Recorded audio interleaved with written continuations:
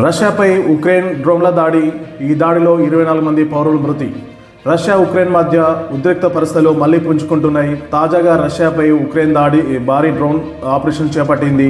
ఈ దాడిలో 24 మంది ప్రాణాలు కోల్పోయారు.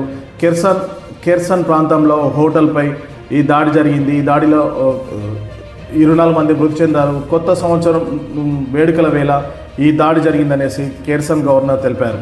ఇది ఇలా ఉండగా డిసెంబర్ 28, 29న పుతిన్ ఇంటిపై ఉక్రెయిన్ శ్రేణి డ్రోన్లను ఉపయోగించి పుతిన్ ఇంటిపై దాడికి పాల్పడిందని రష్యా ఆరోపిస్తే, కానీ ఉక్రెయిన్ మాత్రం ఈ ఆరోపణలు ఖండించింది. ఇలాంటి పరిస్థితుల్లో మళ్ళీ ఉక్రెయిన్ దాడులు చేయడం కలకలం రేపుతోంది. మరోవైపు ఇరు దేశాల మధ్య శాంతి ఒప్పందానికి ప్రయత్నాలు ముమ్మరం చేసిన అమెరికా అధ్యక్షుడు ట్రంప్ తాజాగా ఈ ప్రస్తుత పరిస్థితిని చూసి ఉక్రెయిన్పై తీవ్ర ఆగ్రహం వ్యక్తం చేసినట్టు సమాచారం. పుతిన్ ఇంటిపై జరిగిన దాడుల తర్వాత ట్రంప్ పుతిన్తో మాట్లాడినట్టు తెలుస్తుంది. అయితే ఈ దాడిపై ట్రంప్ కోపంగా ఉన్నట్లు రష్యా అధ్యక్షుడి సలహాదారు అయిన యూరీ ఉషాకోవ్ వెల్లడించారు. అంతేకాదు, తాము ఉక్రెయిన్కు క్షిపణులను ఇవ్వడం లేదనేసి ట్రంప్ తేల్చి చెప్పారు.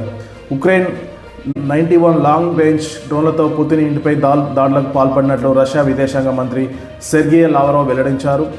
దాడులు చేసినా కూడా మేము శాంతి ఒప్పందాలను ఉపసంహరించుకోబోమనేసి వెల్లడించారు. శాంతి ప్రయత్నాలను పక్కదారి పట్టించేందుకే ఈ దాడులను చేస్తున్నారనేసి, ప్రతీకార చర్యల కోసం రష్యాకు సరైన సమయంలో సరైన నిర్ణయం తీసుకుంటుందనేసి కూడా రష్యా రక్షణ మంత్రి వెల్లడించారు. అయితే ఈ రష్యా ఆరోపణలను రష్యా అధ్యక్షుడి భవనంపై దాడిని ఉక్రెయిన్ ఖండించింది. ఉక్రెయిన్ అధ్యక్షుడు జెలెన్స్కీ ఖండించారు. ఇలాంటి తరుణంలో రష్యాపై ఉక్రెయిన్ దాడులను ప్రాధాన్యత సంతరించుకుంది.